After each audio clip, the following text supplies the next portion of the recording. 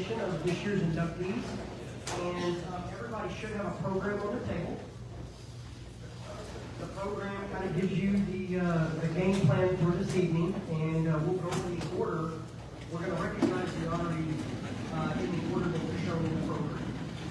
So we're going to kick it off with Dr. Shannon Haun, and I believe his daughter, Michelle Haun, is going to do his recognition, his introduction.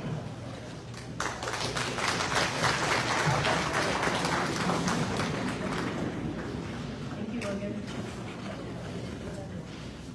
I am incredibly proud to introduce the first Hall of Fame inductee, my father, Dr. Stan Haun, someone whose life has always prioritized God, family, hard work, and football, so not necessarily in that order. For as long as I can remember, going all the way back when we lived on Kern Street, just a block from the football field, when the home side was the other side of the stadium, my dad has been actively involved with Rockport-Fulton athletics. Most of you probably think of him as a fixture on the sidelines, ever present under the Friday night lights in Rockport, and even when the games are many hours away. He most recently drove to Hallettsville to attend the Pirate football game, then drove on to Austin, arriving close to midnight so he could watch my kids play soccer early the next morning. Back when he was a wee bit younger, he used to regularly pop by football practice on his way home from work to watch the team, talk to the coaches, and check in with any players recovering from an injury. So I think he really just loved the camaraderie of it all. Back then, it was normal for my dad to head to the hospital before 7 a.m., then go straight to the office, and then go from the office to the football game. And that was if he hadn't done an overnight shift at the Victoria Hospital to pay back student loans, in which case he might have been working nonstop since Thursday morning and still made the football game Friday night. My dad has also been known to open the office at 10 p.m. on a Friday night to stitch up an injured player and then be at the field house early the following morning to check on other injured players. If a player was injured, he would talk to the parents and guide them on what they needed to do. He took the time to call ahead to the ER and let them know a kid was on the way and what he thought the issue was. Then the next morning, or late that evening, he would call the parents to ensure they were receiving proper medical care and answer any questions. As a parent myself who has made a few trips to the ER, I know how helpful and comforting it is to have someone guiding you through the process and helping ensure your child gets the best possible care. Just today, he was researching shoe inserts on Amazon for athletes with toe injuries. He just never quits. Growing up, I remember when he would volunteer for the afternoon at the high school, giving hundreds of physicals to junior high and high school athletes to ensure that everyone who wanted to have the opportunity to participate in athletics could do so. I also remember starting my freshman year of high school and realizing teenage boys can come up with some pretty witty comments to tease you about your dad performing physicals. I also learned that if you think hard enough and come up with a clever retort, you can nip that in the bud. I think I'm most proud, though, of his pride and support of all of our student athletes, not just the football players. When the girls' basketball or volleyball teams make it deep in the playoffs, he would join a group of friends and make the long drive to cheer them on. Our conversations on the phone over the years are often filled with stories of who is doing well in pole vaulting, a tall sophomore girl poised to be a star volleyball player, a talented senior basketball player that received a scholarship, which kid is a great long-distance runner. He buys the student trainer's lunch for long bus rides out of town, which is a big deal, I assure you, for someone who didn't let you order cheese on your hamburger growing up, because it was 30 cents. And I quote, "We have cheese at home." After my mom passed away, my dad and I talked directly a lot more, and I learned a lot about him the last few years. One of the things I was very surprised to learn was that he still went to Pirate Club meetings, and not just on occasion when he could, but religiously. He has postponed doctor's appointments, much to my dismay, to attend those meetings. This is probably a good time to remind everyone to do as he says and not as he does. I asked him why he still goes to the Pirate Club meetings. And he said, I think I'm the longest standing Pirate Club member. I sit in the back and I don't always have something to contribute, but every once in a while, someone will suggest we start charging admission for the soccer games. And I raise my hand and remind everyone that we have been down that path many times. It costs more to pay the attendant than we make off the games, and we want to encourage people to go to soccer games. My brother Ryan and I have been baffled to come home for Thanksgiving, only to have our dad be gone the entire Friday after Thanksgiving to watch the Pirates in a playoff game. I've spent several years trying to make sense of this, and have finally come to the conclusion that I was simply defining family too narrowly. These student athletes, this community, is his family, and he somehow figured out a way to combine God, football, work, and family for almost 40 years. Like those volunteer opportunities, if you pick the right place to dedicate your time, you will inevitably end up getting more out of it than you give, and that has certainly been the case for my father. Without further ado, Dr. Haun.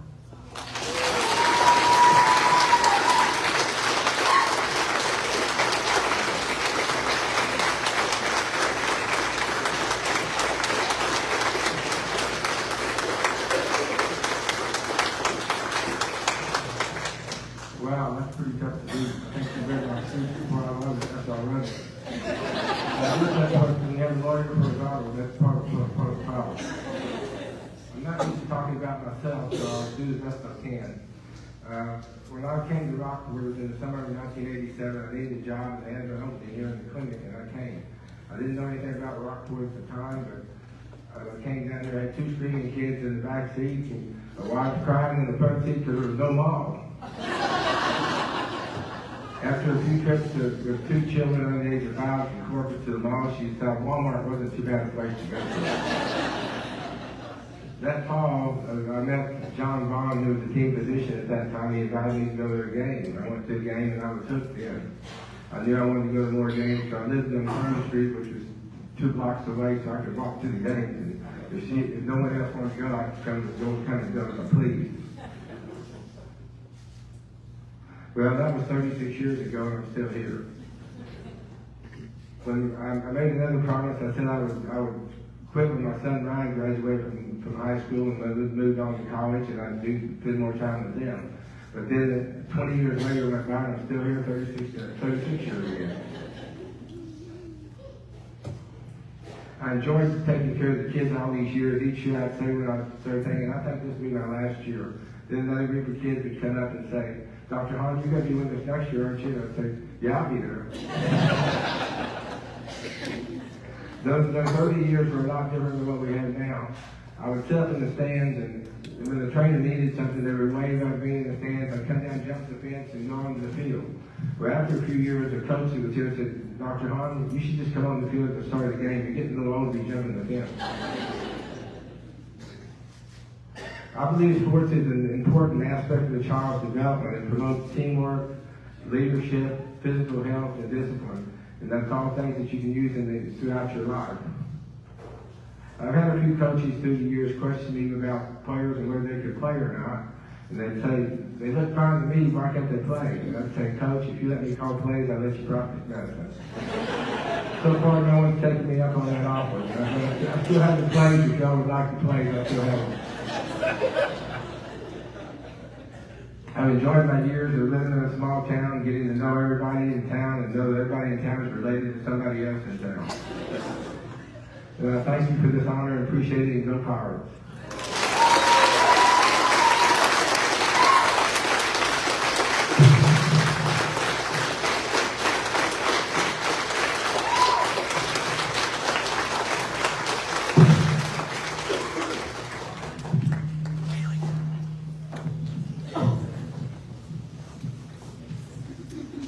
Okay, Kaylee Howe, you mind coming up and introducing Coach David Rice?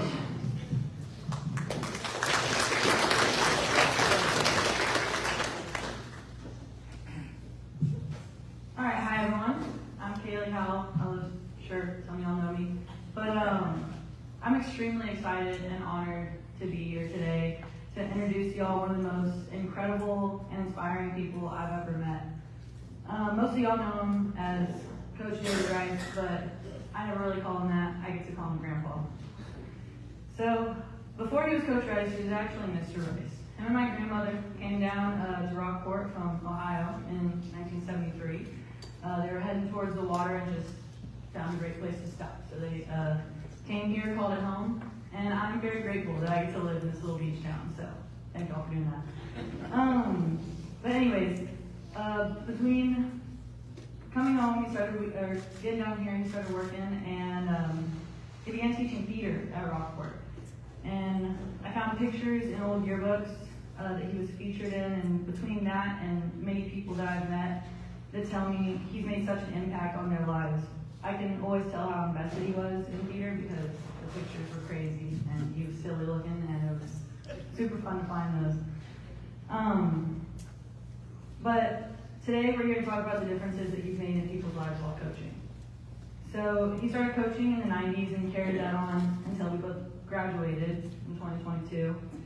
Only taking a brief break from coaching when I was born in 03 because we know I was the most important person at the time. He had to take a pause to hang out with me. I guess that's until Sean and Luke came along. So.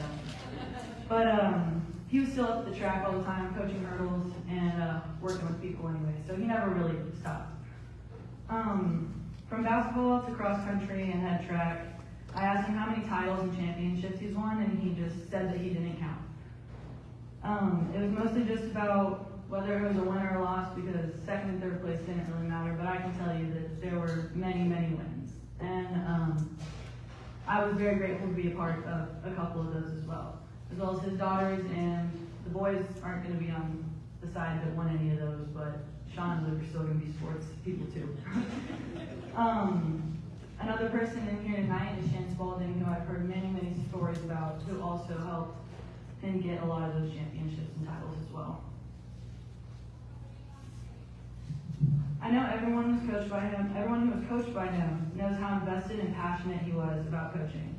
For example, I've never heard any coach or had any coach that was so excited to be singing that he's getting chased by rabbits, scratching fleas, and howling at the moon at 6 o'clock in the morning when he's going to make you run the most grueling workout of your entire life, but to each their own. I know everybody's had stories like that, and those are my favorites. I could go on and on, probably for days, about some of the crazy and beautiful stories we've had. But the biggest thing is that I spent 4 years of high school being coached by one of the greatest people I know and one of my best friends. And that we spent the last year coaching and my last year of high school together on the bench, and I couldn't ask for anything greater than that. With that being said, I would like to introduce one of the most thrilling theater teachers and greatest coaches, and best of all, my grandfather, Coach David Rice.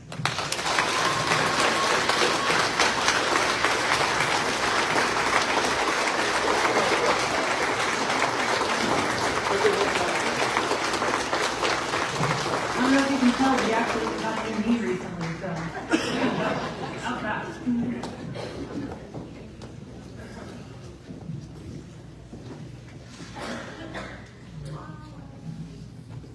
Granddaughters.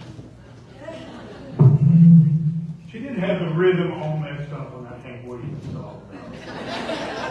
Chasing rabbits, scratching fleas, and howling at the moon. If I'm going to cheer you up around 6 o'clock in the morning when you're running 800s, I don't know what will. Before I get started, I just want to say what an incredible thrill it is to be inducted with these people that I've been inducted with this year. Coach Haun, Dr. Haun, since I've known him forever, his daughter, I coached his daughter. It just worked.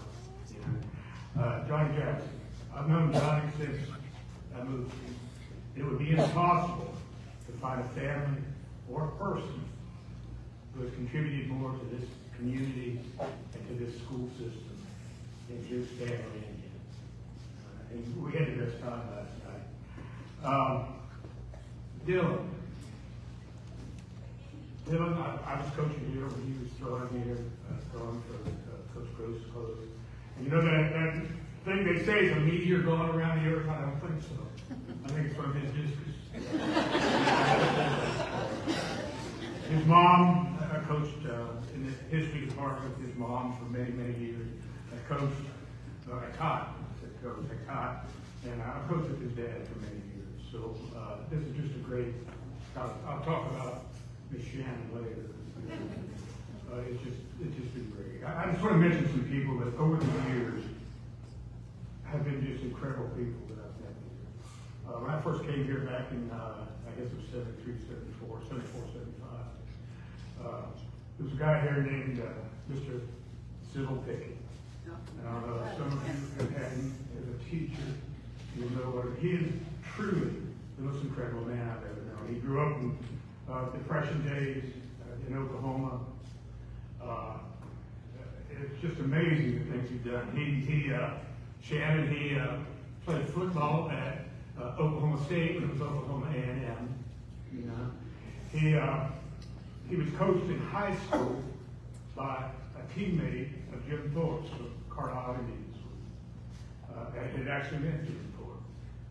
And he was just an incredible man. I'd go at lunchtime, we'd go back in this little restroom back there, and I'd get him talking, and I'd just be quiet and listen. It was just amazing.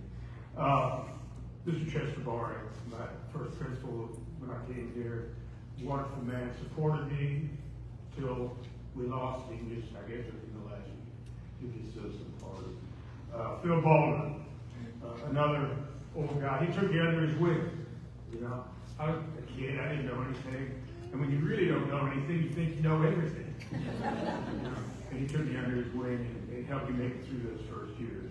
Will McDonald was a wonderful administrator here that helped me in so many ways. Buster Gillis. I don't know if I've ever been around anybody that I learned quite as many things from. He's just a wonderful, wonderful man. Getting to more recent times, David Butler. His title was assistant, but he just kind of coached with me in all these different women's athletic sports here. And it was with him that we got things really going. You know, we were winning a lot of things. He did turn to the dark side, though. He's an administrator.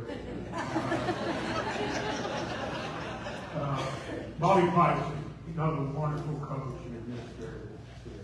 That took care of me. Let me run things the way I thought they needed to be run. Gene Walkoviak, Johnny knew Gene from down in Kingsville, and I actually. People today, for some reason, call him Kingsville. Gene Walkoviak and I became great friends before we knew each other. It was the first spring that he was here. He was coaching the boys, and I was coaching the girls. We didn't know each other very well. We just finished practice, and he came over to me and he says, "Coach," he said, "if I ran my boys the way you're running those girls, I'd be the only one out here." And that shows you how awesome the kids were that we had. You know, it really was. I couldn't ask them to do anything that they didn't do. You know, they were just wonderful.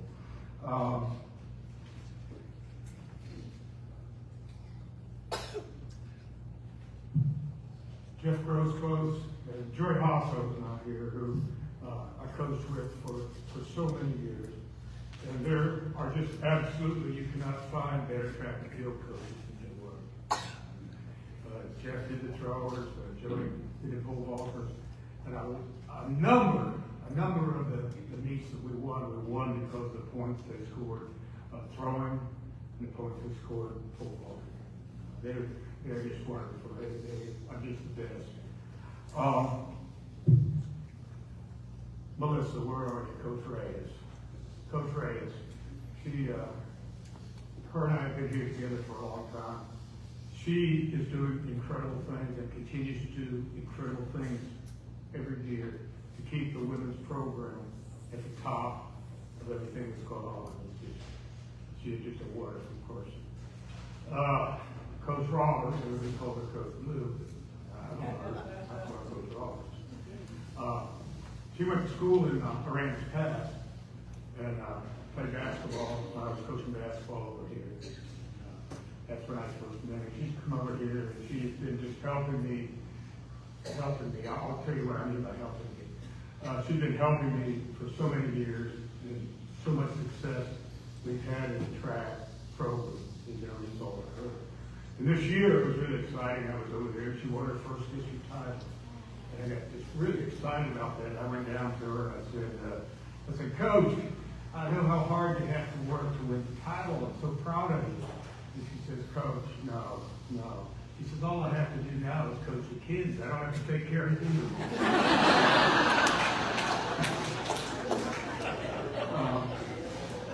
Jay Cyber.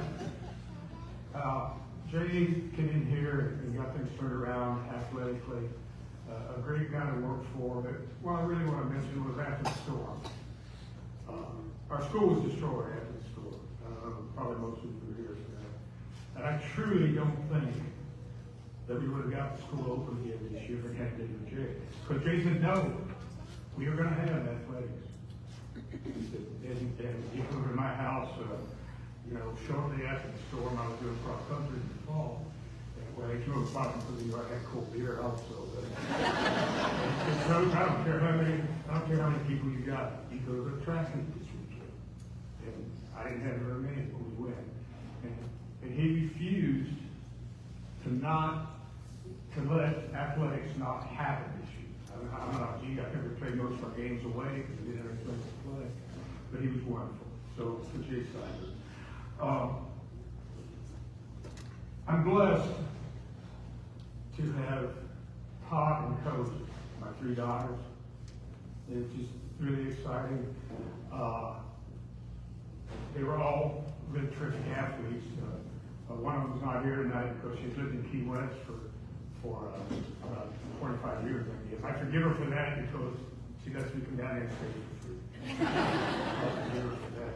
My other 2 daughters are both college athletes, and it's really, really exciting about that. I was the first person in my family, anywhere in my family, to go to college. And I guess they realized that was just really important to me, that all 3 of my daughters graduated from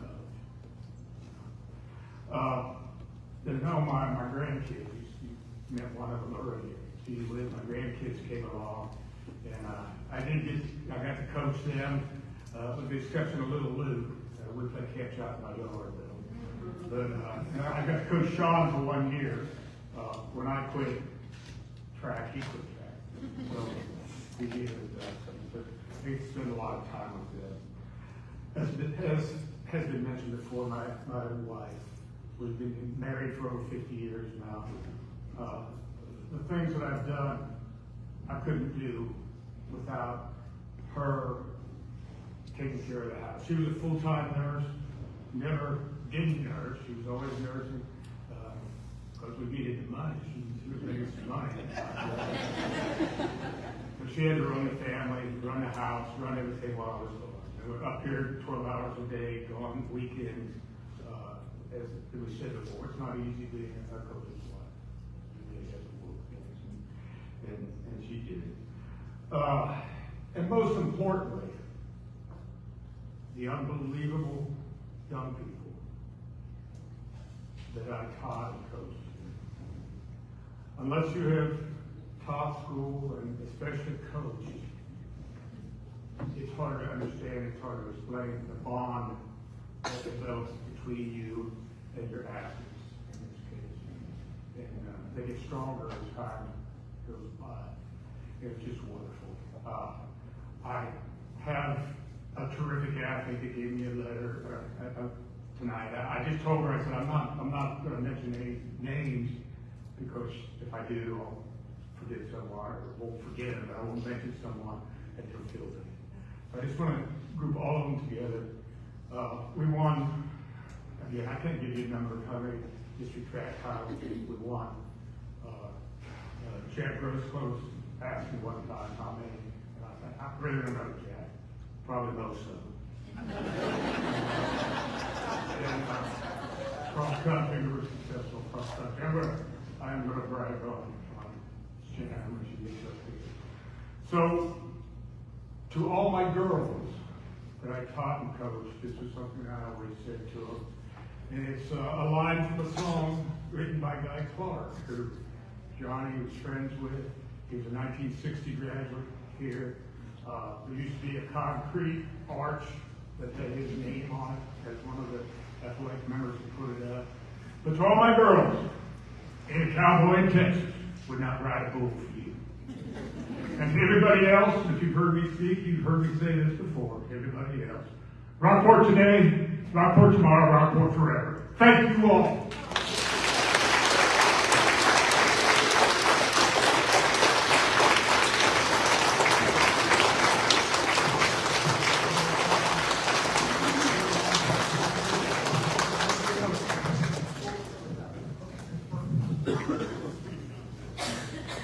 So yeah, Coach Rice gets to stay up. He can't go down yet because he was asked to introduce Shannon Spaulding, our next inductee. Coach Rice? You're up. I was talking to you. Don't walk down here.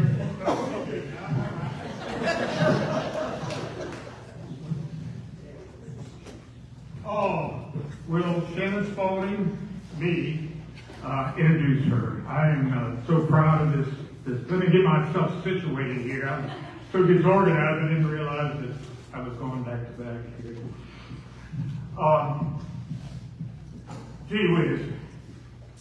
I have known Shannon Spaulding since she was born. I'm not going to say how many years ago, but she still looks like she's 18. She didn't tell me how many years it was that she wanted to, or she didn't lie about it. But I know her since she was born. Her family and my family lived in houses beside each other down in Rockport. So she grew up with my kids. We were talking last night, and she reminded me about the time she fell off one of my daughter's bunk beds and busted her lip out and knocked out a tooth. You know, I kind of remember that now, but I had forgotten. The story that I'm about to tell you, I don't know if it's all true or not, but if it's not, it should be. I've told it so many times, people that are going to talk to me, if they talk to me very much, they've heard this story. And any story, and I talked to her about that last night, I said, you're coming up after me so you can correct any of the blatant things that I say. But like I said, I've known her since she was born. About, I guess when she was 3 or 4, we both, families bought different houses, and I kind of lost track of her for a while.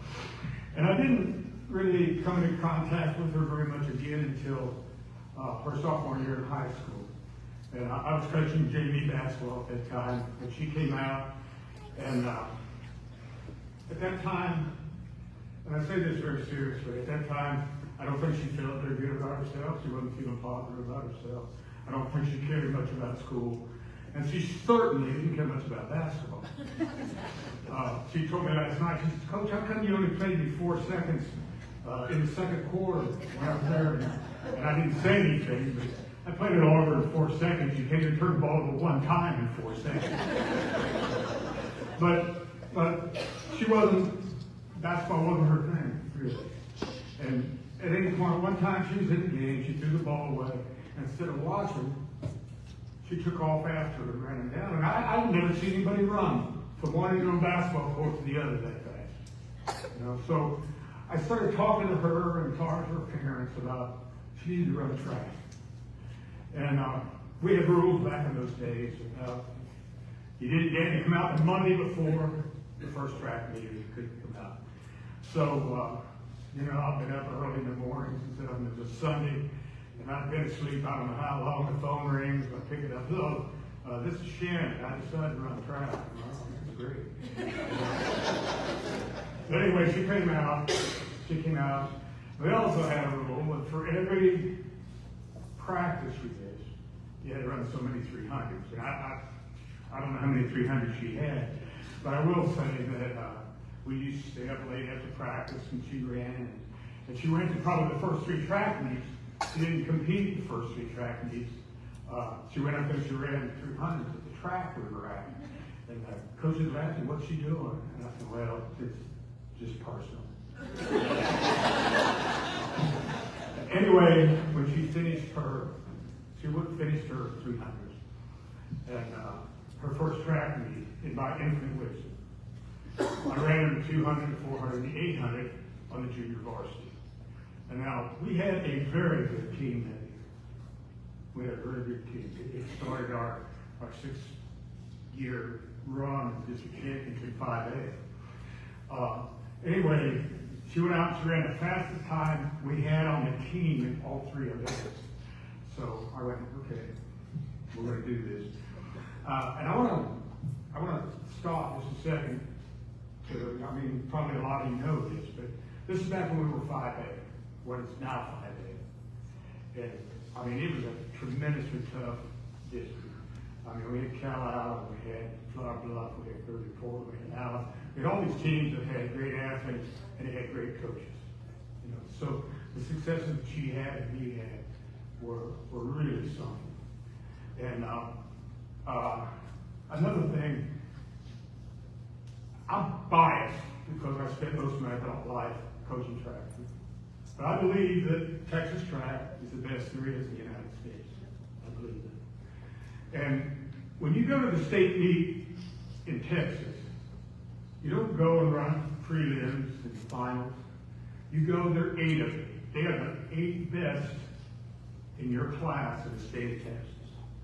So when you walk up that home stretch and they're introducing you and where you're from, you're one of the 8 best.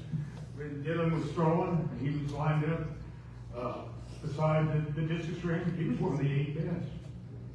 So making it the state meet in Texas is an incredible thing. And she qualified, I think it was her 5th track meet that year, was the state meet. And we went up there and we didn't win. She ran well, but we didn't win. So we came back and the next year,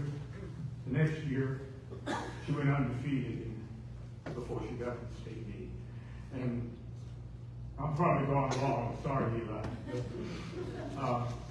But before the state meet, I'm sorry, I shouldn't have said that, I was discombobulated. We made it to the state meet again her junior year. And she was undefeated. We didn't win. She got, when you go to the state meet also in 800, for those of you not familiar with it, you only run the first 100 yards in a lane and then you cut in. You go to the state meet, great runners like this are used to running by themselves. But you're not running by yourself in the state meet. You're running as a pack, all 8 of them are running together. And we got trapped on the inside, and she had to come out, back and around, and we weren't able to catch the leader, so we didn't win that year. But she was putting up times that colleges were getting interested in. So I'm not sure how it was decided that she needed to take her college entrance exam. And I don't know why. I probably wasn't even surprised. She took her college entrance exam, and I think I'm not lying about this. She had a perfect score in one of the sections, and it was within 20 points of having a perfect score in the other section. I mean, it was just an amazing thing. So when that happened, colleges were really interested. So her senior year, we're back to state meets, 3rd time at the state meet. And we always used to talk about things. We always used to talk about things before the race. And we're talking, I said, now, in my infinite wisdom again, I said, I think you need to just go on the outside shoulder at the front and just stay with them for a lap. And let's see who we need to be. And she said, okay, coach. So they shoot the gun off, and she's gone. She's like 15 yards in front. And I'm going, oh, wow, how's this going to turn out? Well, I'll tell you how it turned out. That was as close as anybody got to her in that race, and she was state champion.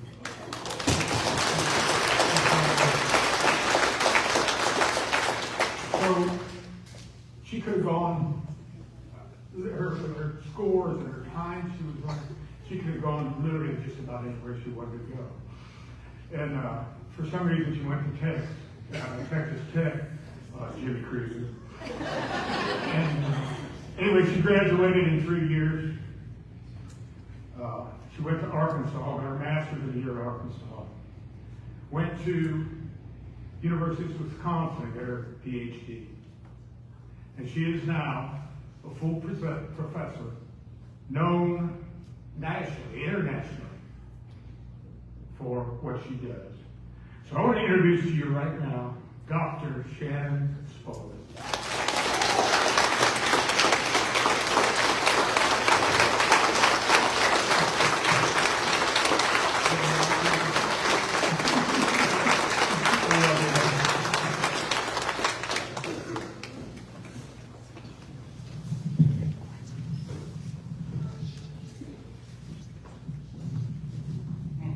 kiddos make it through this. Okay. So I am one of the many people whose lives have been transformed by David Smith. So I will, or David Smith, that's my husband. David Rice! Also my husband! Yeah, we have 2 kiddos as a result. So Coach Rice was right, that when he came into my life as Coach Rice and not just Mr. Rice, I was not particularly motivated. I was kind of a lost soul. I floated around. I didn't do particularly well in school. I was a B student. I didn't know that students studied. This was weird to me. I was unengaged and not confident. I think that's a right way of putting it. Can you go sit down, honey? Can you go sit down on a chair? No, okay. Cool. But what Coach Rice saw in me was untapped potential. He saw that there was a lot in me. Oh, Lordy. Can you say hi? Hi. He saw that there was a lot in me, and he saw what I didn't see, which is why he's an amazing coach, an amazing teacher. No, you can't try again. Can you go sit down? Yeah. Okay.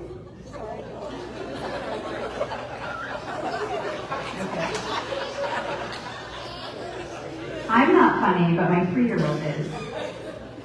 Okay.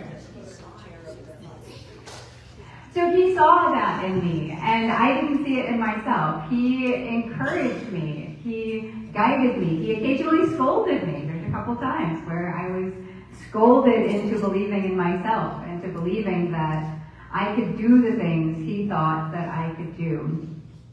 No, you can't say that. So he's right that he saw me on the basketball court, and the message I got over and over again is, go get the ball. They put you in for 4 seconds, go get the ball. And I would run and I would get the ball. And I was on the JV softball team as well. And the message I got there was, you are the base runner.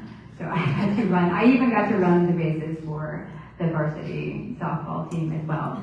And so Coach Rice did encourage me to come out. And on the very last day, I decided to come out. And as a result of my procrastinating, I had over 100 gassers to do. And it took me weeks because I was going to morning practice for track and then softball to run bases. And then I would come back after dark to the track to run the gassers. And it took me weeks and weeks to finish this. So he saw in me something that I didn't see in myself. And he encouraged me to believe in myself. And it's hard for me to imagine what my life would be like without his mentorship. I certainly wouldn't have been serious about athletics. I certainly would have been serious about academics. After I started running and realizing that the effort I put in translated into results, which is something everybody tells you, of course, right? Like they tell you, if you work hard, you'll get something out of it.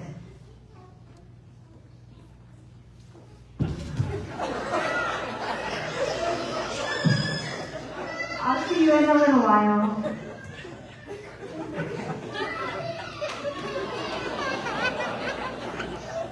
She's my mini-me.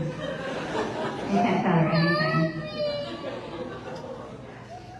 So, back to what I was saying. So you know this, everybody tells you this, that you get out of it what you put into it. But it's another thing to see it, to realize that it's in your control. And that was just transformative for me. It was transformative in so many ways. In my athletic life, of course, but in academics and how I thought of myself, how I went into a room and thought, like, I belong here. I can do these things. Like, I am in control of what I do. And it was just an amazing gift that I learned from this. So for me, athletics is not just an early chapter in my life. It is the through line that connects me from this early lost soul to where I am now. It is something that has taught me so many life lessons about resilience and determination about how to fail and how to look at yourself and figure out why you failed and, not shy away from that. How to be confident, how to mend relationships, how to be a good teammate, a good partner, how to be a good parent and tell your child to run away when she's interrupting you. So there's just many things that I learned through being an athlete of Coach David Rice, and I am just so pleased to be here and so excited to accept this honor and just absolutely delighted to accept it with David Rice. Thank you.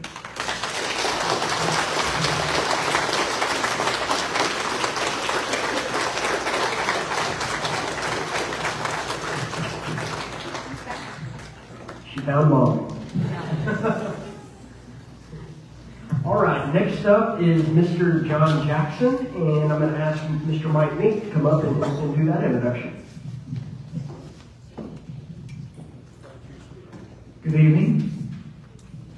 Reading the award criteria for the RFHS Sports Hall of Fame talks about impact the honoree has had on his alma mater.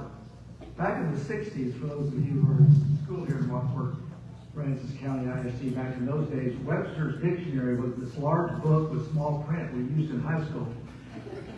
And it defines impact as, quote, having a strong effect on someone or something. John Jackson's high school sports career, as well as in college, is textbook when talking about impact on his teammates, his classmates, his friends, as well as his community at large. Johnny was a 5-sport letterman as a Pirate. He played quarterback from 7th grade through his senior year. He was a low post player in basketball, a high hurdler in track, a first baseman in baseball, and a singles tennis player. It was that comprehensive involvement that provided so many other teammates, like myself, the opportunity to experience Johnny's commitment to excellence, his drive, his never quit attitude. There was also a linear impact on not only his current teammates, but those that watched on the sidelines that followed. One example was his senior year in football. Many of you know that back in that day, the team was loaded with talented juniors that needed someone to look up to and learn how to win. Johnny provided that as a senior, and the following year that the team not only won district, but they were state ranked. Successful athletes often have to pivot or reinvent themselves to make an impact.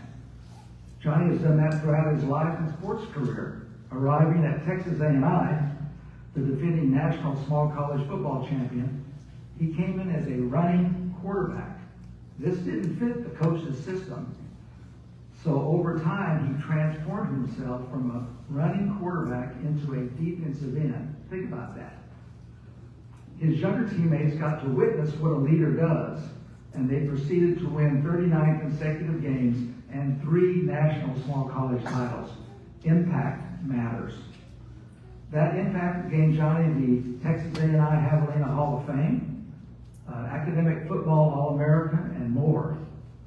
Always loyal to his hometown, he returned after gaining his postgraduate degree and ran the family seafood business for 17 years. He rarely missed a Pirate athletic event despite his many job and volunteer duties. He then again reinvented himself and his business career and has supported RFHS athletics for another 3 decades, and I'm sure still counting. I was 2 years younger growing up and able to witness his life and sports career up close, both as a Pirate and as a Javelina. We grew up in the same church, the same scout troop, went to the same college, joined the same fraternity, and to this day enjoy a close friendship, as do our 2 Debbies. I guess once a Pirate, always a Pirate. And those of us fortunate enough to have played sports here as a Pirate know what I mean.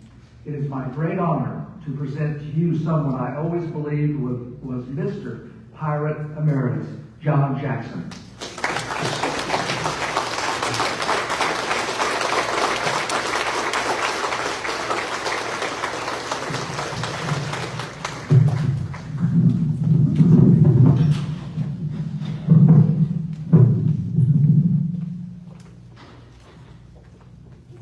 Thank you for that introduction, Mike, and thanks to the Rockport-Fulton Sports Hall of Fame.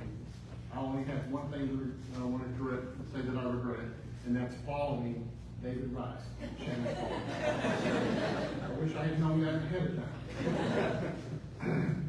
And I'm not that good of an extemporaneous speaker, so I've got everything written down, but I've spent a lot of time putting these words together, so bear with me. Let me take a few minutes to share my memories of playing athletics here in Rockport. And some of it will be about playing collegiate football. I'll talk about that later. But it all started right here at Rockport-Fulton High School as the quarterback on the Pirate varsity team. And then afterwards, I'll close by sharing how all of it impacted my life because of those earlier years as a Pirate. Starting in high school, you just heard this, I lettered in 5 Pirate sports, including basketball, baseball, track and tennis, and of course football. I did not take up golf until my late 20s, and I can honestly say I'm still trying to figure that sport out.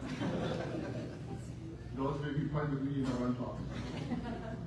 It just takes a lot of time and practice to be good at golf, and I seem to always be short on time, even in my retirement. I also want to thank David Rice for mentioning a lot of people that I knew quite well too. I'm not going to name them all again, but everybody he mentioned, beginning with Stubble Pickett, I knew very well, and I appreciate you bringing that up. In basketball, here I played low post in high school under coaches Dave Seager and Sonny Watkins. I was 6'3" in high school, and at that time was one of the taller guys on the team. That tall and lanky build led me to play first base in baseball because I could make the long reach of catching an occasional wayward throws from third base or shortstop. It also led me to be a hurdler in track for the high and intermediate hurdles. I didn't have any sprinter speed really, but I mastered the hurdle technique pretty well, but was seldom on the podium during track meets. Finally, I played a couple of years of tennis, which I picked up later, and managed to earn a letter there as well. But in high school football, I played again for Coach Sonny Watkins on junior varsity, and then Coach Benny Bloomer on varsity at quarterback. Does anybody here remember them besides me? A few of you, not very many because I'm one of the old guys here. We had respectable teams, but no champions that I recall. We worked really hard, especially during 2-a-days in August when everyone else was at the beach or fishing. And one or two years of those, we actually, Coach Bloomer tried 3-a-days for the quarterbacks and the receivers, though not in full pads.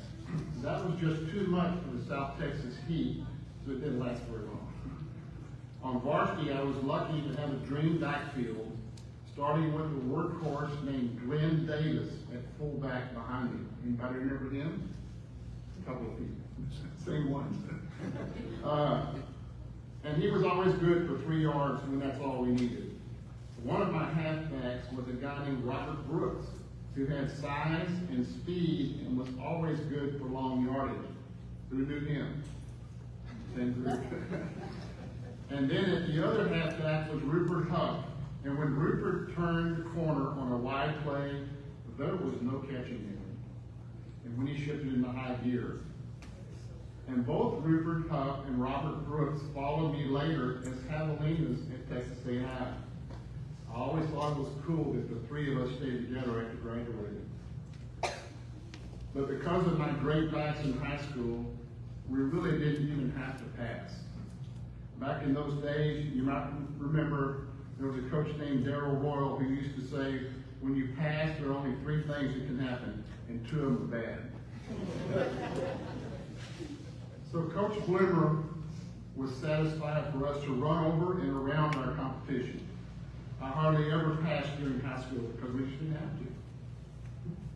After my senior year in football, Coach Bloomer saw potential in me, so he invited me to go to Kingsville to a spring scrimmage for the Javelinas in the spring of 1969, so that he could introduce me to Coach Gil Stanky at Texas A&I University. A&I was a powerhouse NCAA Division II school that had numerous national championships, and Coach Bloomer had played for one of them in 1959. He had shared some of our game films with Coach Stanky ahead of time, and while we were there, Coach Stanky verbally offered me a partial scholarships to come play for the Javelinas the next fall.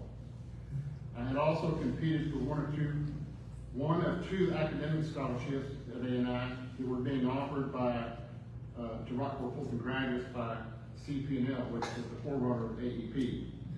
And I was fortunate to be awarded one of those as well. So because I had two scholarships to Texas A&I, my college choice was an easy decision to make. The college level football was very different than high school football, trust me. In August, I graduated on reported to Kingsville and checked into Poteet Hall for 2 days. Poteet Hall was called the Animal Dorm because that's where all the Javelina players stayed when they were on campus. But it didn't take me long before I realized that the upperclassmen and the coaching staff did everything they could do to weed out as many freshmen as possible to trim the team down to those who really wanted to be there. And sure enough, it worked because by the end of the first week or two-a-days, about half of the freshmen were packing their bags to go home. But I was one of the few who survived the grueling workouts and the intimidation in the Kingsville, Texas heat. The year before that, the Javelinas had played for the national championship in 1968, and most of that team was still eligible. They still had their now senior star quarterback named Carl Douglas from Houston. And after the 1969 season, Carl was drafted by the Baltimore Colts as a backup to legendary Johnny Unitas. So when I came to A&I that year, I didn't expect to compete with Carl Douglas or even his backup, Gene Walkowiak, who came here to coach 2 years later. So I decided to try out as a tight end so that I could get in some playing time. But unfortunately, I sat that year out as a redshirt freshman. Only 3 freshmen on the 1969 team made the traveling squad, and I was not one of them. But the positive side of being redshirted was that not only did I contribute to the 1969 national championship team that first year, but I still had 4 years left of eligibility after that. So in 1970, I did play as the backup tight end and got in enough playing time to letter and earn a national championship ring when we beat a team in Greenville, South Carolina. But afterwards, in the spring of 1971, during spring training, I finally found my niche when I discovered defense. It was a lot more fun to be doing the hitting instead of being hit. I was small for a defensive end because I played opposite tackles and ends who outweighed me by 50-plus pounds. But my coaches had taught me techniques to overcome that. So I was fortunate to play 3 years as the starting defensive end on the left side for the Javelinas. And on the right end, opposite me, was Miller High School's Ernest Bryce, who was drafted into the NFL afterwards. During my 5-year college football career wasn't all rosy, as there were some not so good memories as well. One of them was when we traveled by bus all the way to Nacogdoches to play the Stephen F. Austin Lumberjacks. On the opening kickoff of that game, I had my bell rung when I got blindsided by one of the Lumberjack players. So when our team doctor came out to check on me, he asked me several basic questions that I was not even able to answer. So he had me sit out the rest of that game fearing that I might have a concussion. But my main memory of that experience was not getting hit, but the pounding I heard after that when hundreds of the Lumberjack fans who were beating their axe handles against the aluminum bleachers. And that sound rang in my ears the rest of the game. And there were several other interesting things along the way that I could tell, but I'd like to wind down my remarks now by saying that I would not trade any of these memories from high school or college for anything, and there were many more that I could share as well. But in summary, I really enjoyed the camaraderie of playing sports, the competition, learning to overcome adversity, learning the discipline to keep going and never giving up, all of which led to a work ethic that I continue the rest of my life in everything that I do. Including the discipline to continue staying healthy. And though I no longer play competitive sports, I still maintain the personal discipline to make it to the gym 5 days a week. And I give credit for all of this to adult mentors and coaches that I had here as a parent who were positive role models, and ones who came later, like co-honoree David Rice, who is being recognized here tonight, who collectively taught me the hard lessons that I needed to learn while growing up here in Rockport, Texas. And for that, I am forever grateful. Thank you for the honor.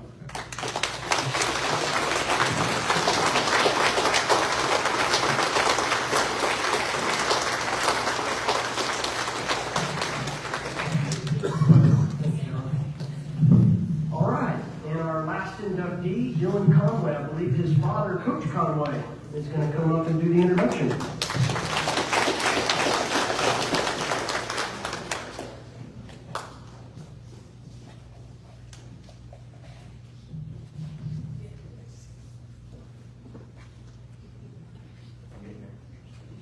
All right, hey, what a great banquet, though. I'll tell you what, when I walked in, I wasn't expecting this.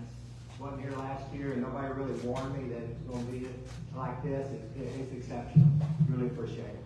Okay, first of all, I'm really glad to be here, part of the banquet tonight. It's a great opportunity for me to share a few things from Dylan's athletic career that he already knows and some he may not know.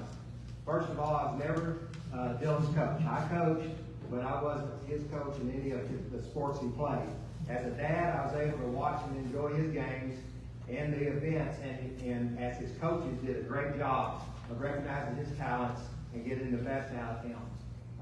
Many days he worked beyond practice time to excel in each of the 4 sports he was in throughout high school. And as a coach, you know, all the coaches in here have been coaching. We always tell our players, you got to do extra than you're getting in the athletic period or practice. I never once had to tell Dylan to go out and do extra. He was always doing it on his own, and the results ended up showing. Tonight, I'd like to thank Dylan for the memories he made possible, including excelling in all sports he played, being part of playoff teams, and standing on top of the award stand numerous times and having his name called out in front of fans and family. I remember him coming home at a young age after discus practice and being very excited, telling me as soon as he walked in, I got it figured out. And he definitely wasn't kidding. We watched him progress all the way from a 7th grader throwing a distance 162 feet to a state championship in high school while earning a track scholarship to Texas A&M and competing through his final track meet at the NCAA National Track Meet. One special memory for me that he doesn't know, I don't think, was early on in the track meet here in Rockport. The discus ring was over where right field of the softball field is now. We were about, I was standing, my dad was standing beside me, I think it was a road at that time. But anyway, we're about 150 feet away when we kind of caught the end of it, but the kid came through the ring real fast, let go of the discus, beautiful form, flying a long way. I don't know how far. Anyway, at that time I said, whoo, Dylan is really going to have to throw today to beat that. And at the same time, my dad said, that was a great throw. Who was that? And at that time, Dylan walked out of the ring, and I said, oh, that was Dylan. I had no idea. He had improved that much in 1 week. It was unreal. His coaches did a great job with him. He worked hard at it. Anyway, we go on. Not only proud of him, like I said, he had improved a lot in a week's time. I really didn't notice him because he had improved so much. It looked like somebody had been throwing for years. Okay? I remember him continuing to make improvements week to week with huge gains. And we couldn't wait to go to the track meet each week to see how much he would improve. I remember him making things look easy as he won the discus event at numerous track meets, district meets, trips to compete and win the discus competition at the Texas Relays, setting the school record, competing in the Golden West Relays in California, 4 regional meets in San Antonio, winning 2 of them, and then on to Austin for 3 state meet appearances and a state championship to go with those.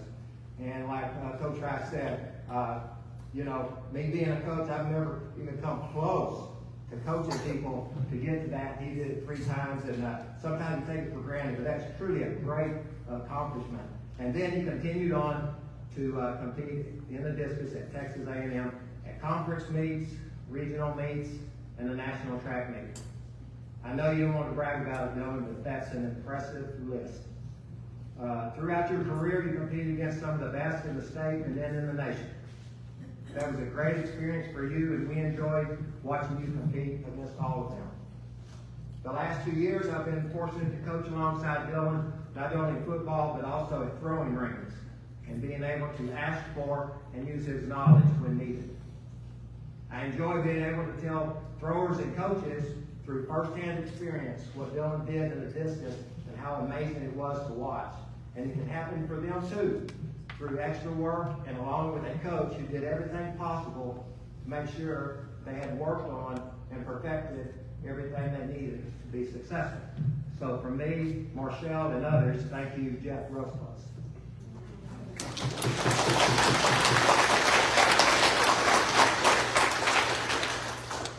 Making sure they're paying attention.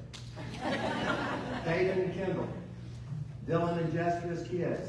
You can be very proud of your dad and his accomplishments here at Rockport-Fulton and at Texas A&M.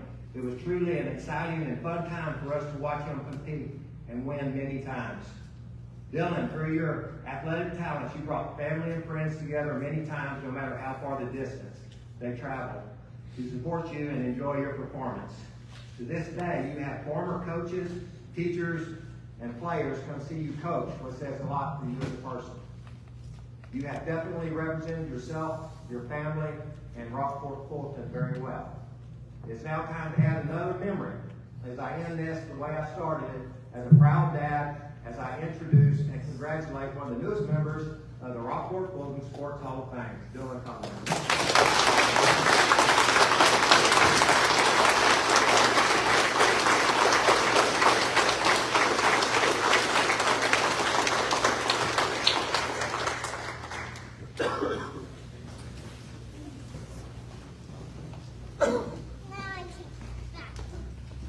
I know there are some coaches in here that have coached with my dad and know that is the most he has taught in a long time. But thank you, Dad, for that. I will say this, you know, going last, I was like, yes, good, I can watch everybody. And as Dr. Haun goes, and Coach Rice, and Shannon, and Mr. Jackson, I'm like, man, I wish I would have gone first because that's a whole lot of legends in front of me. So I'm going to finish this out and close it out. I will say this to Dr. Haun and Michelle's speech. She said at 10 o'clock at night he would go do stitches. I have 3 right here from a baseball game that he butterflied it in the dugout, and Mom took me straight to his office after a game to get them put in and so that I could see. But thank you to the Hall of Fame committee for not only this nomination, but for putting together a banquet to recognize and honor the men and women who have had exceptional athletic careers and those who have played very important roles on and off the court. I do want to acknowledge my parents before athletics and ever got started. They instilled in me an all-in mentality. Both educators for over 30 years, I got to see it firsthand what it meant to show up for kids.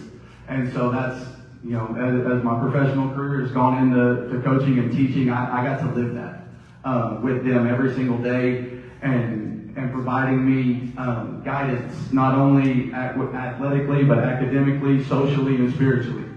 When I think about what it means to be inducted in the Hall of Fame tonight, I do have some classmates here and they'll know what I'm talking about. In high school, we were presented with a motto. And that motto was whatever it takes. You could hear it at assemblies. You could hear it at pep rallies. It was a chant that we had, and it really embodied us as Rockport. And I started thinking about it. It really involves the community as well. A community of people that show up for each other no matter what situation or what event is going on. This being, a prime example. But being from Rockport is really, really special. Throughout my high school time, I learned that success isn't just about talent. It's about showing up day in and day out through challenges and supporting one another. Whether it's late practices, late study sessions, or the pressure of competition, we were all committed to giving our best. That commitment not only shaped our skills as athletes, but also us as men and women that we are today. And my 4 years was filled with great memories, great games, but most of it did come in the spring during track and field season. Sitting out behind the softball field, it's kind of a lonely sport. It's a very individual sport that comes into a team setting at the end of the meet. We work tirelessly to work on a craft that you spend hours and hours only for seconds of a competition. And it was just an unbelievable experience. It was there that I learned patience, to be able to work on something tirelessly, and that was a lot to do with Jeff Rostos. Probably one of the most patient men I've ever been around, because probably as a 16, 17-year-old, I didn't always have the best attitude. I didn't want to, listen sometimes, but to keep pushing, to keep persevering even when things are not going great. And what that did was lead to 3 trips to Austin. As a sophomore, got second. I got second at district, second at regional, second at state. Turn around, have a wonderful junior year and run the whole entire way and stand on top of the medal stand. And then senior year, turn around and run it and then end up getting second place. But really, those are great memories. But if you ask him, the greatest memory is probably 3 hours before that, and that's breakfast at IHOP. Where I can tell you, he's such a creature of habit. It was, after that first year, it was, hey, we're going back. Same one, same food, everything. What'd you get last year? Coach, I got the All-American Club. Okay, I'm getting the Denver omelet again. And I'm not lying. Those are things just as I've thought about my coaching career, also that you remember the impact that coaches and teachers had on us in this school district. And so that's kind of leading me to the end here is, I want to thank the coaches. We had an exceptional group of coaches growing up, and I know Coach Sosa's staff has a bunch as well. They say that coaches can change a game. A good coach can change a game, but a great coach can change a life. And growing up, our Rockport coaches were life changers. And so you can ask any of them that. And so I'm just so unbelievably, tremendously honored, humbled, and grateful for this recognition. Thank you.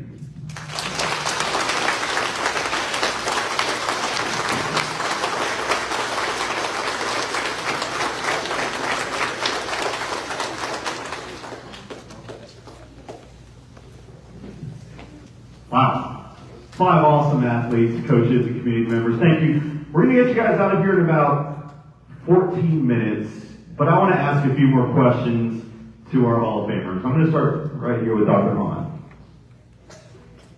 Dr. Haun, you've been 36 years, correct, on the sidelines? How many coaches would you say, have you kept a number, a count on how many coaches have been alongside of you? 14. 13 or 14? And the trainers. Okay, how many trainers? 7 or 8. 7 or 8, okay. Now, if you guys don't know, our trainer tonight is on crutches.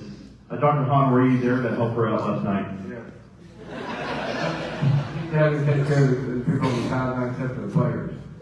And were you able to quickly diagnose her? She diagnosed herself. That means you've done a great job. So I know you didn't do it to be on the sidelines for all these years for the fame. What does it mean to be part of this Rockport-Fulton Sports Hall of Fame team?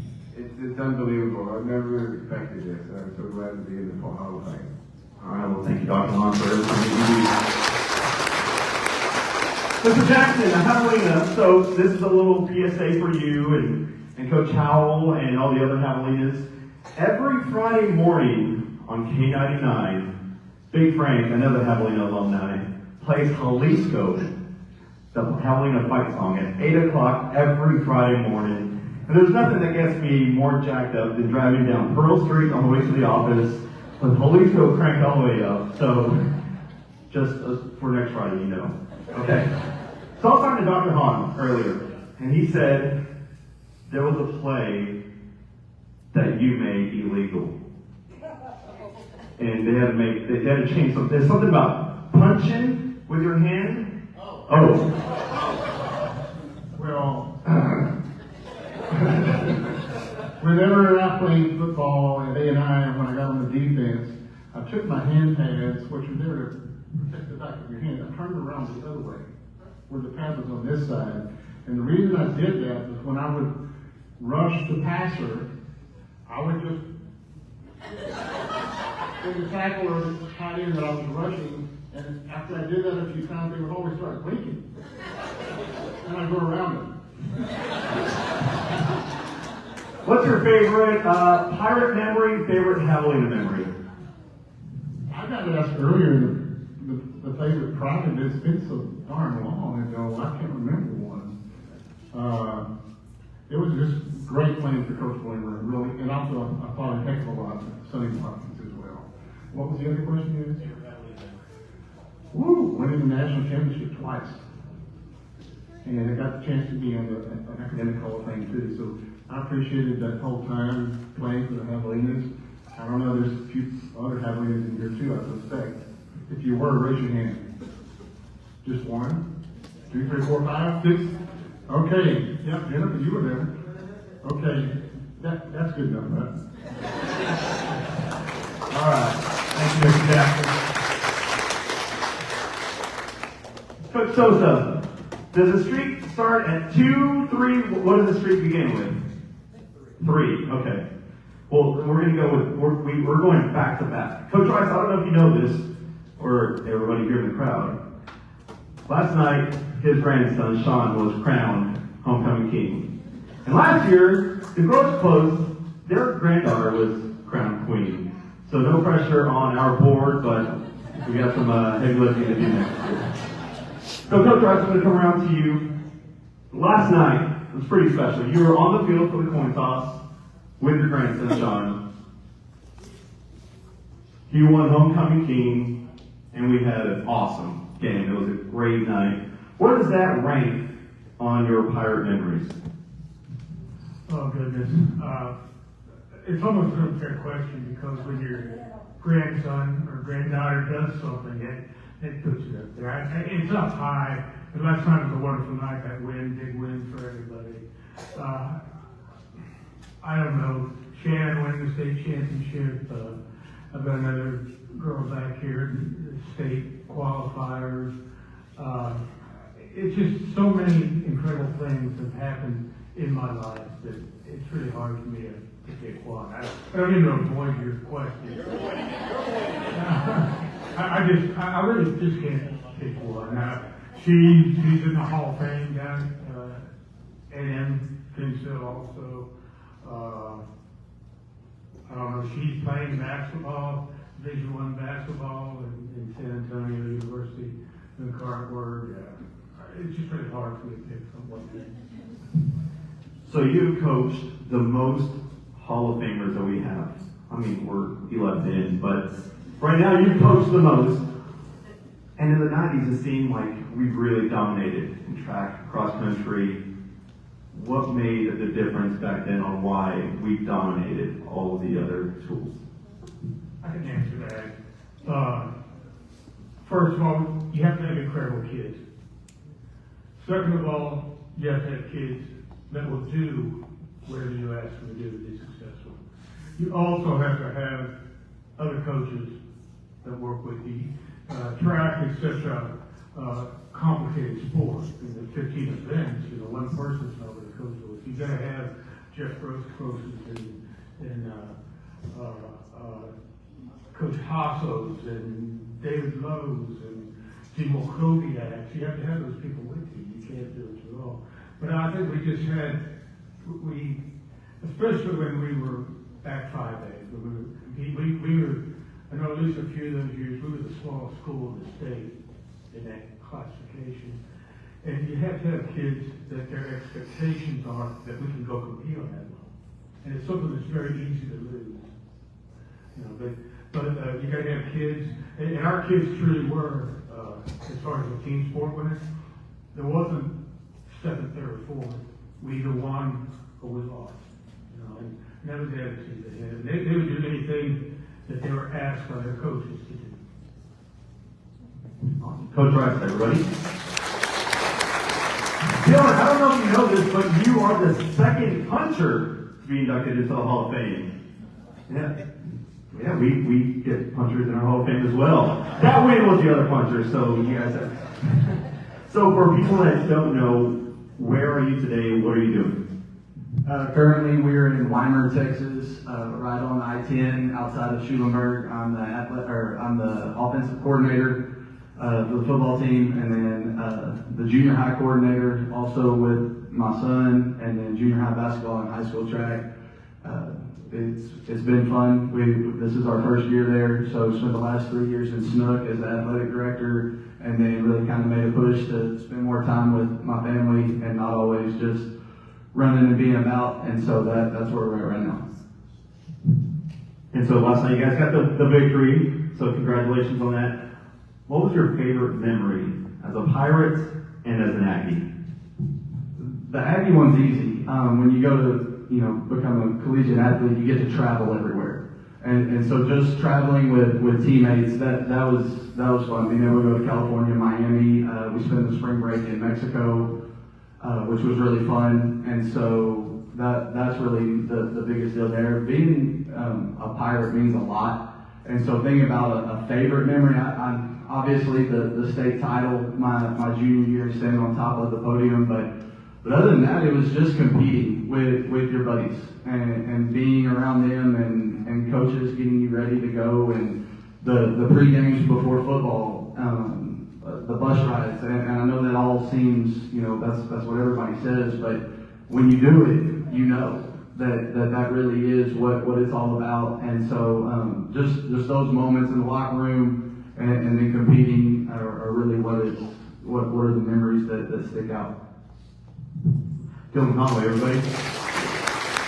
So Shannon, I want to speak through your daughters here. You want to say hello one more time? Hi. All right. So Shannon, both 800-meter runners. I was an 800-meter runner in high school. What was your favorite memory about running at state? Because it's a whole other level up there. What do you remember from running at state? So this is consistent across all of my 800-meter races. I heard what the coach said before the race and did 0% of what the coach said in the race. It is just absolute panic, like your brain just goes, my brain anyway, just goes elsewhere, and then you just hold on for dear life. I understand that too. So where are you now? What do you do? So for those that don't know, she traveled the furthest to be here tonight. So where are you? What are you doing now? So I am a full professor and head of the philosophy department at Oklahoma State University. And in a couple days, I am getting on a plane to go to Switzerland because this is part of my life. Okay, and we talked about it a little bit last night. We talked about your husband. He could be here tonight. Oh, this is you. Oh, that's why you're so quick. Thanks for being here. Well, so do you want to just tell a story about how you guys met, where you met, where he was from, and the whole works? So he actually recruited me to Texas Tech University and was my coach for 3 years. And then we reconnected about 10 years later after I had gotten a master's degree and a PhD and did a postdoc in St. Louis. And then I got a job at Stillwater where he happened to be. And so we reconnected after that. Yeah. And he's currently the cross-country coach, correct? At Oklahoma State. You guys had a meet today. You got away. How did the guys do? They won. All right. Well, thank you everybody for being here tonight. Thank you to our Hall of Famers. We can't thank everybody enough. We are going to ask for all of our Hall of Famers to come up. We're going to get a few pictures. Ms. Ramos, you want a few You want to take a few words here? I just want to say thank you to all of you that are here tonight. So it's really an honor to see all of you, but most important, the inductees. Also, I want to thank the committee. When we started this, I was running around like a chicken without a head. And the last meeting we had, I left and I looked at the list and my name was only one thing to do. I was like, wow, I kind of feel like the lonely guy. Doesn't mean I'm going to change. Anyway, so I just want to thank the committee so much for this is what they did, and I really appreciate it. And we can't wait for next year to see who's going to be part of it. And also, we also take donations. If anybody wants to help the Hall of Fame, you can donate. We'll take anywhere from $1 to a lot of zeros. So thank you so much again. Y'all have a good night. Have a safe trip.